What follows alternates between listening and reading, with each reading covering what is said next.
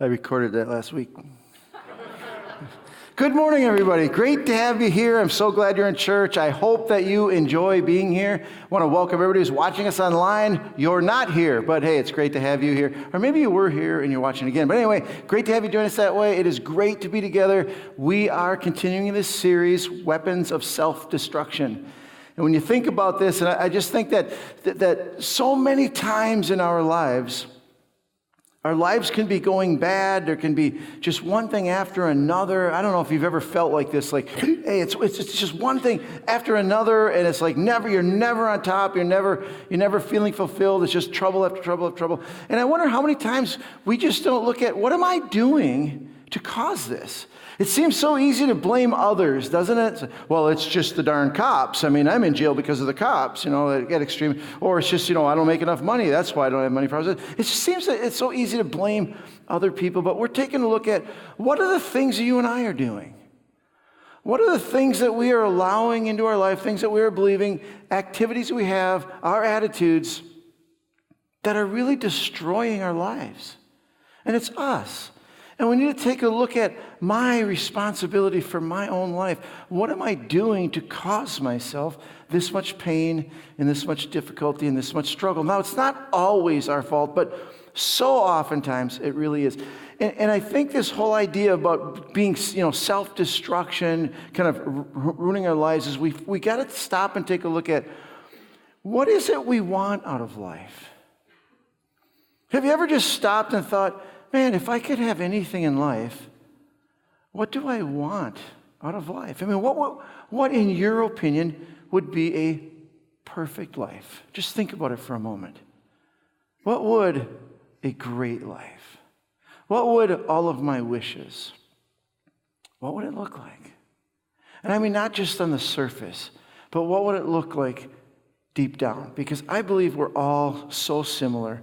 I think that every single one of us have these goals in our life. I do. I just think that every one of us, if we were to say, what is a perfect life? It is a life where I feel loved. Every human being wants to be loved. Like really loved, special. Like you're not just one in a billion. You are a very special one. I think every one of us want peace in our life. Now, how we think we're going to get that is what we're going to talk about in a minute. But don't we all want peace in our life? You don't want no struggles, no difficulties, with other things, no fear in our life. We would all love to live a life of peace. I think every one of us want to have purpose and value. Don't you? I mean, really, if you think, like, what's the perfect life? Well, I want to have purpose in my life. I want to have a value, that I am valuable to the people around me, but I am valuable to this world. I am valuable to God. That I think every one of us, deep down inside, we want to know that we have purpose and value. We're all looking for contentment. We're like, gosh, I just would like to be satisfied. Aren't we? We're all looking for this contentment and security. We want to feel secure, like all these other things aren't going anywhere. All of these other things are never going to leave me. They're always going to be there, and we all want to feel secure. If we could just bundle it all up, I think this is what every one of us want in life. We really do, but here's the question for all of us, and that is, how do we think we're going to get these? That is where all of this comes to us. There's no doubt we all want the same thing, but how do you think? What is your plan of action? How are you going to get these things? And I think we all, matter of fact, everything we strive for, everything we're doing in life, all of our behaviors are driven by, we believe that doing what we're doing is going to get us this, because this is what we all want. And this in here is where it lies. Are we doing it the right way or the wrong way? Are we working against ourselves? Because whenever we're working against ourselves to get this, we're destroying our lives. And sometimes it's just so ironic that what we really, really, really want is contentment, and everything we do is working against it. Because somehow we think that's going to get us contentment. So many times in love, it's not that we know we want love, but what we think is going to get us love, so oftentimes is working against what really is going to give us love. And we end up being our worst enemies when we're trying to get this, because what we think is going to give us these things is actually working against us, and we're unaware of it. Why are we unaware of it? Because it's the way the world goes. It's what we hear. It's what we're taught. It's what we naturally want to do. But these things work against us. Now, I'm going to give you the word that we're going to talk about today in just a minute, but before I do, I want to give you the definition of this word, because it is in this definition we are destroying ourselves. We are not getting these things in our life. And here's the definition: a selfish and excessive desire for more of something. And for most of us, I would venture to say all of us at one degree or another, in these things we really want in life, what we think is going to get us them, what we work hard for is this here. We end up having this drive, this selfish and excessive desire for more of something. Because if we can just get more of something, we will have what we finally need, because the reason we're not happy, the reason we're not loved, the reason we're not content is because we don't have enough. We don't have enough of whatever it is that's going to give me that goal that I'm looking for in life, because I'm not there right now, so it must mean I need more. And here's the word that we're going to talk about today that causes self-destruction. It's greed. Greed so often works against us. Why are we greedy? Because we think, if I get more, if I just had more money. I mean, how many of us, seriously, don't raise your hand or anything, but be honest with yourself. How many times have you thought, if I just had more money, I would have love, value, peace, contentment, security? How many times have we thought that? But this greed, this desire for more and more and more, actually is destroying our lives. It's destroying things around us. It's working against us. You and I, most of us, we have pain and problem and issues in our life because of greed. We think it's going to give us something, and it actually brings us to destruction. Listen to what Paul writes to Timothy about this. He says, those who want to get rich fall into temptation and a trap. This greed, this wanting more and more and more, it's not the goal, but you fall into temptations and a trap, and into many foolish and harmful desires that plunge people into ruin and destruction. It is this greed, this is wanting more and more money that, you know what, it is a trap. It's deceptive, and so many people fall into this trap, and it brings their life into ruin and destruction. Think about Bernie Madoff. He thought he made off with a lot of money, but he really didn't, did he? That was funny. I mean, an extreme case. Look at Bernie Madoff. Didn't the guy already have millions and millions? He had more than he needed. Why in the world would somebody with millions and millions of dollars break the law, scheme, lie, cheat, and deceive people to get millions and millions more? Because that's what greed does. Greed plunges people into desires for foolish things. It just plunges their life into ruin and destruction. And he's a great class. How many times have you heard of like a professional athlete who makes millions of dollars starts dealing drugs? Like what? Why? You don't have enough. All of us could look at that and say, man, that is plenty. You got more than enough. Why in the world would you take a risk on your career and everything you have in prison for the next 20 years? Why would you take that risk? Because that's what greed does. Greed deceptively plunges people's lives into ruin and destruction. Now, those are extreme cases, but what about just life? What about people who don't have millions? What does greed do to them? I have a personal friend, grew up by him in high school, went to high school with him. And he was praying, and he worked in this business, and he said that God gave him a vision for making a product to seal off something. I can't give you too many details. Some of you might know who he is, but God gave him this product. So he went and he had it patented. This product would be used around the world. This idea was worth hundreds of millions and hundreds of millions of dollars. So his brother, who was older than him and was a businessman, said, I'm going to help you out. Okay, I'm going to bring this thing to market. We're going to do this. I will take care of everything. I'll be your representative. Good. Okay, so his brother did everything. He had him, sign papers constantly, and they're manufacturing this thing. They started a manufacturing plant. We're talking millions of dollars. Millions of dollars were rolling in. And then his brother said to him one day, you're not getting paid anymore. And he said, what do you mean? Anyway, make a long story short, his brother stole every bit of his interest in that company. Through having him sign these papers, he was intentionally stealing everything his brother had. Why would somebody do that? Because of greed. Greed, plunging people into destructive behaviors, plunging people into ruining lives. If you think that's extreme, I'll guess many of you have a story about fighting over an estate. I can't tell you how many people I run into, and some of you, you're no longer talking to your brother or your sister. You're not getting along with somebody. There's been so much fighting over money from the estate. Grandma died, mom and dad died, now you get this estate. And what does it do?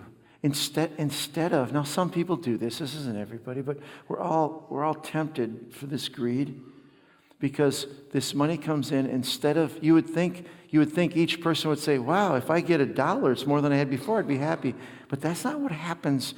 Because of mankind, because of just how we are, greed is so close at the door. Greed is there to say, if I have an opportunity for more, I want more, and I'll even take some from my brothers and my sisters, and so I have more. Somehow I deserve more, whatever. And this desire for more money, this greed, plunges people's lives into ruin and destruction.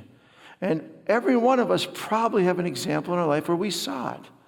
Maybe it was an owner of a company ripping off another owner of a company. Maybe it was an owner ripping off employees. Maybe it was employees ripping off from each other. This whole idea of who would do that? Nobody would say, I just really want to steal from that person. But somehow, when greed gets involved in our lives, it destroys our life. It brings destruction into our lives and into our relationships. Now, those might be extreme. Those might be very extreme, but I think this idea of greed bringing destruction into our lives affects, or has the temptation to affect, all of us. Listen as Paul goes on, and he writes more. He says, for the love of money this gets misquoted all the time. Money isn't the root of all kind of evil, okay? It says this, for the love of money is a root of all kinds of evil. Some people, eager for money or greedy, have wandered from the faith and pierced themselves with many griefs. That is so true. And all of us need to be careful of this, because this desire for money causes all kinds of sinful behaviors. And what it does many times, and I think this is an American issue, the greed or the desire for money causes us to wander from our faith. Money becomes more important than God. Money becomes more important than family. Money becomes more important than these other values in our life. And you know what happens? What happens is a little bit, we just ignore God, or we stay away from God. We're not going to give to God. We're not going to be generous. I need more money. Our life gets further and further away from what we really want. or we work overtime, we hide money, we spend more money, our credit cards are maxed out, and now we get way over here, unknowing kind of. Now there's so much strain in our family. We've wandered away from the people we love because of this love of money can bring all these ruins and destruction in our life. And I think it really, we sometimes think of greed or being rich. We sometimes think that greed is synonymous with wealth. That is not true. Greed is synonymous with people who want more money. And so oftentimes it's the people who aren't wealthy, the people who are just making it are more greedy than the wealthy, and we think like this is a wealthy problem, that this is just the rich are greedy. Is that really true? Is it just the rich that are greedy? Or is it just anyone who wants more than they have? You know, the definition of enough. I don't know if this came from my dad, but I heard it from him a million times. A little bit more than what you got. Doesn't matter how much you have. It's a little more than that. That's enough. Just a little more and a little more. And it's this greed that plunges our lives, that we wander away from the truth. We wander away from our faith. We wander away from God because of money. And I think this is really the issue with money, is this. Greed is not how much we have, but how tight we hold on. Greed is not measured by amounts. Greed is measured by how much is I am going to hold on to. Why? Why am I going to hold on to everything? Why am I going to want more? Why am I going to want to build this up? Why? Because in this, I think is going to give me the things that I want in life. We all go there, or we have. Money is not, greed is not how much we have. Now, we got to stop looking at, oh, those are greedy people. No. Greed is more of an attitude. It's how tight we hold on to what we have and what we want. It's how selfish we become with what we have. And why do we hold on so tight? Why? Because we really think in there lies the life I'm looking for. We start to believe that money gives us what only God can give us. And we wander away from God. We are trading our trust in God. God, you're the one that I find love. You're the one that gives me purpose. God, you're the one that satisfies. You're the one that brings security. But we start trading that for, no, God, I don't trust you to give me. I trust money. Because money's the one that's going to give me love and security and trust and all these things we're looking for in life. Don't we believe that more money can give us these things? I know that there is an idea that we think money can give us happiness. For the most part, not all of us. But how many times have you thought in your heart, you maybe even said it to anybody, if I had more money, I would be happier. It's true, if you had more money, you'd have more stuff. That's true. But can more stuff make you happy? More stuff can be fun. No doubt about that. It can be fun. But can it make us happy? Does money have the power in it to make us happy? There was a rich guy that you guys all know. I think it was Jim Carrey. Don't quote me on that, but I think that he said this. He said, I wish everybody had all the money they wanted so that they would know money doesn't bring happiness. That's coming from somebody who has all they want. And he's saying, I wish everybody did so that everybody would know this, that everybody would understand money doesn't make you happy. It just doesn't. But I know what you're thinking. I know, because I'm there. I've been there so many times. I know what you're thinking. Maybe not for everybody else, but it sure would make me happy. It sure would. But you know what? Let's just analyze this for just a second. Do we really believe that? Challenge yourself with this. Does money really make us happy? It can make life a little easier. There's no doubt about that. But can it really make you happy? Because I know that unless you're 20 years old, most of us, we've been through this so many times. When will we learn? We've been through this, that, well, if I only had a better house, I would really be happy. And so many of us okay, been there. We got that new house. What are we thinking now? Well, if I only had a different house. Every one of us have thought, if I only had that car. Oh, if I just had that car, I would be so happy. That car's been rusted and in the junkyard for 10 years. You're no happier. If I just had if I had those clothes. Hey, if I dressed like that, I'd be so happy. We've all learned. We all know. We've had those things. We've went through those things. Every one of us have. Went through some things that we thought at the time that would really make me happy. And you know what? Time went by, and we know it didn't make us happy. That's why every one of us here want more. We want something else because that didn't do it. When will we learn? I hope today that we just really get it in our heart. More money isn't going to make us more happy. Or the next one.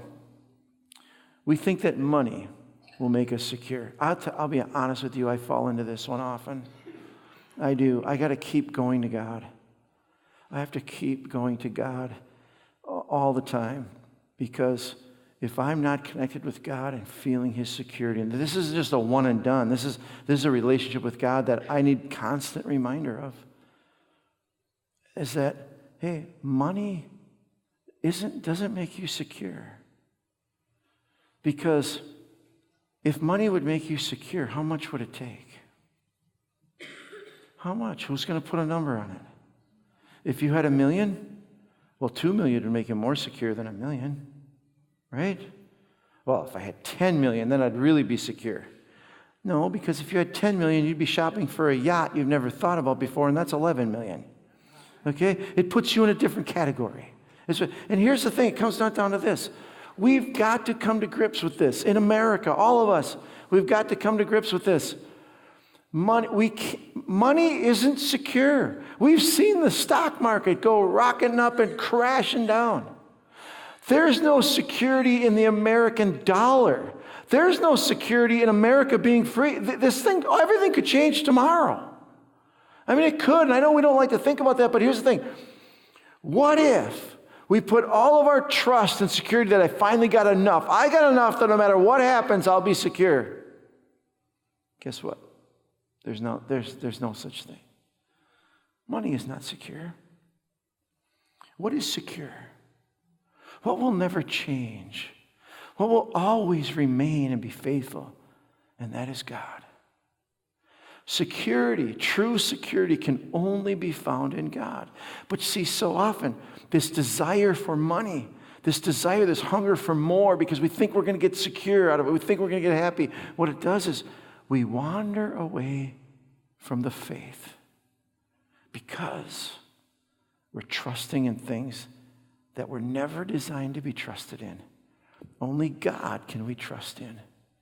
And we need to stop trusting in money, stop trusting in more, and put our trust where it truly should be, and that is in God. I think sometimes we're greedy. There's one more category. Sometimes we're greedy because we want control. It kind of goes with security, but we want to control our future. I remember when I was in my early 20s, I was working for this company, and they were good to me and everything. It's called, I shouldn't tell you, it was a dye company anyway. So I was working for this company, and I remember being irritated so much because they controlled how much money I made an hour. And I don't know if this bugged you guys, I'm just weird, but I was always bugged like that, because you know what I felt like? I felt like they're controlling my standard of living. It just drove me crazy. They say, hey, you're making $10 an hour. And I thought, I don't want somebody else dictating to me what my standard of living is going to be by how much they pay. I just wanted this freedom from that. I don't want one person controlling my life with, if we're going to pay you this, that we're going to control your life basically by, you're only going to get $10 an hour, and that's all you. So it was crazy for me. I think I felt from there, I kind of felt like, well, the more money I have, the more less people can control me. I can make up my own decisions. I'll do what I want to do if I had enough money. That is so false. It is like quicksand. And listen, Jesus tells a story, and I hope that we never forget this story. I hope that this story changes our lives, mine and yours, all of us. For the rest of our lives, may we listen to what Jesus is saying. He starts out, he's talking about money. Then he said to them, watch out. Okay, now this is Jesus talking. Somebody you should probably listen to. Heads up anyway. Jesus says, watch out. I would listen extra careful. Watch out. Be on your guard against all kinds of greed. Okay, that should be on my mirror every day. That should be, everything I look at, it should be on my desk. It should be everywhere I go because Jesus says, watch out. Okay? Be on your guard against all kinds of greed. Life does not consist in an abundance of possessions. Jesus says, watch out. Be careful. Be on your guard for all sorts of greeds. Why? Life, that's not the definition of the life of how much you have. It's just not. And this idea that we can control our lives if we had enough money, if we just had enough, we had it secure, if we were good, we could control our lives. Say, hey, listen, you can't control your life. Jesus went on from that statement and he told a story. And he said, hey, there was this farmer who was really, really wealthy. This guy, everything went well for him. Man, when he planted a field, he got so much. He was just making tons and tons. Everything flourished. Everything he touched just multiplied, and everything was great. And so this guy says to himself, what am I going to do with my abundance? You know what? I'll tell you what. I'm going to store it up for the future so I can be in control of my life. I'm going to store up so much that I can sit back, take it easy. America wasn't then, but he said, so I could have the American dream. Vacation, be at ease, have all the pleasures of life, and take it easy. I've worked so hard for this. And then Jesus tells him this. He says, I'll say to myself, you have plenty of grain, laid up for many years. Take life easy, eat, drink, and be merry. But God said to him, you fool, this very night your life will be demanded from you. Then who will get what you have prepared for yourself? You think you're in control because you have so much money. Think that we can control things if we just have more. If we can do what we want to do and go where we want to go and we have all this money, that in that we somehow have convinced ourselves that we will have everything in life that we want. But God would remind us, you are not in control. You can't even extend your life one day. You can't stop what's going to happen. Now, there are some things we need to plan and manage, but his point is bigger than that. It doesn't matter how much money we have, how much more, how much security we think we have. We can get sick and die, and all the money in the world is not going to stop it. Your spouse can get ticked off at you and leave, and all the money in the world can't stop it. Your kids can rebel against you and never want to talk to you again the rest of their lives, and all the money in the world can't stop it. Money can't buy for us the control that we think it can. That we should not trust in our money. Money can't do it. Money's not what we're looking for. We just think, hey, listen, these things, you and I, we all want the same stuff. But some of us are still convinced that we can get it by getting more and holding on to it. We can't. We can't. We got to get that in our head. We can't. But it looks like we can. I know it looks like we can, but we can't. The only way you and I will ever discover the life we're looking for is by getting it from God. God is the only one. We'll go on. He says, this is how it will be with whoever stores up things for themselves, but is not rich towards God. Is God against planning for the future? No. I think it's wise. I think it's foolish to think that someday you're going to be too old to work and you have that. That's foolishness. No, we need to. But here's the problem. How do you know if you're greedy? Because I'm not greedy. Heck no, I'm not greedy at all. How do you know? This is the test. This is the test for all of us, okay? Every one of us. If you want to know if you're greedy or not, this is the test. I have a lot, but am I holding on to it just for me? Or am I rich towards God? Am I giving it to God? Because our definition, greed is not how much we have, but how tightly we hold on.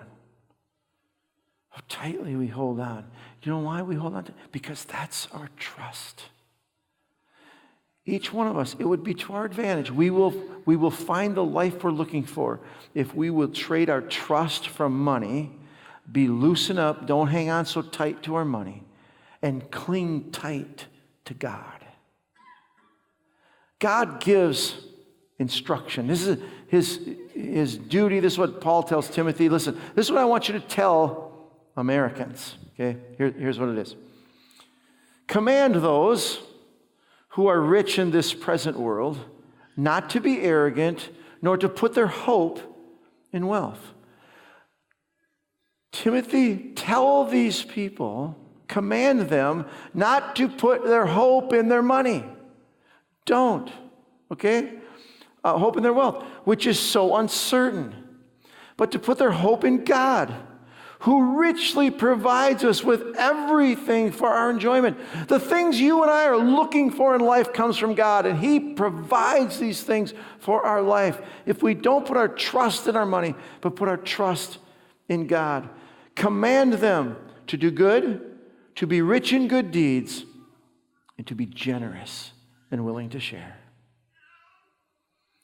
What's the test for greed? Holding on. It's not the amount of money we have. When you and I hold it so tightly, it reveals the greed in our heart and the trust in our heart. The first step. As a matter of fact, I would say this. The only cure for greed, the only one, is to loosen up our grip on more money and be generous. Generous is the only thing that will break that trust. Generosity is the only thing that will turn our view from money will buy me everything to I'm going to trust in God. It's just that. It is being generous. Because every one of us have more than enough. God has blessed us so much.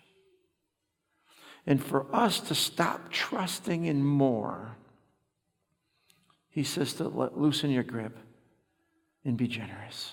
Be kind, be generous, give.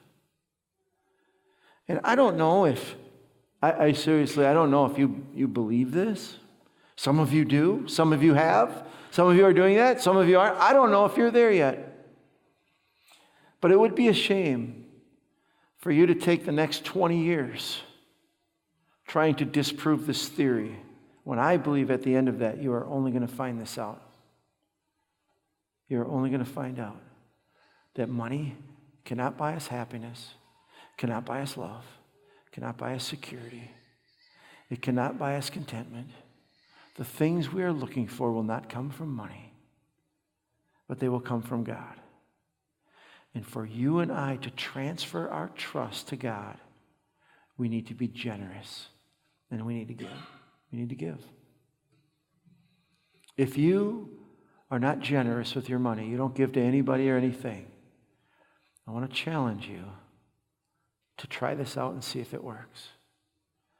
As you start to give, as you start to be generous, you will discover that God is the one who provides, God is the one who gives, not our money.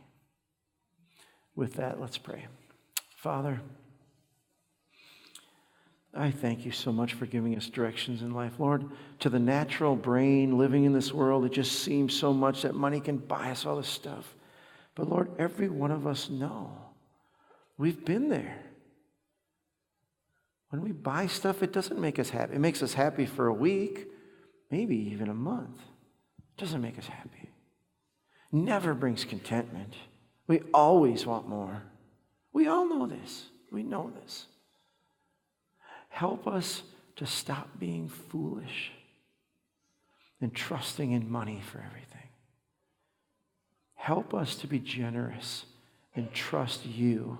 You are the source of all of these things we need in our life. In Jesus' name, amen.